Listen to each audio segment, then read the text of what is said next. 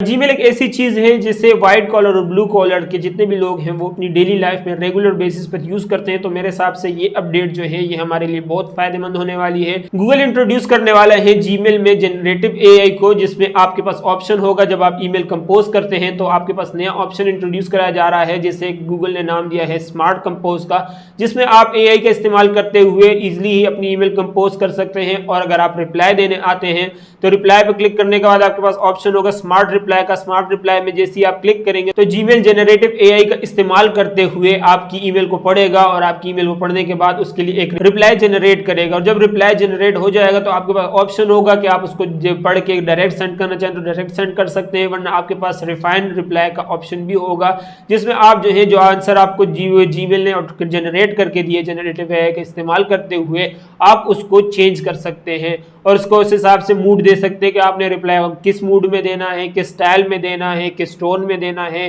तो मेरे हिसाब से बहुत कूल फीचर होने वाला है, क्योंकि अब आपको जो है बैठ के 5-5 10-10 मिनट आधा घंटा बैठ के ईमेल्स के रिप्लाई नहीं लिखने पड़ेंगे और ना ईमेल्स कंपोज करनी पड़ेंगी। आपने बस 2 क्लिक करने हैं और 2 क्लिक करने पे ही आपकी ईमेल का रिप्लाई जनरेट हो जाएगा और जनरेट होने के बाद आपने उसको पढ़ना है, आपको समझ आया ठीक है नहीं है ठीक, तो आप उसको रिफाइन भी कर सकते हैं और उसको अपने हिसाब से चेंज भी कर सकते हैं।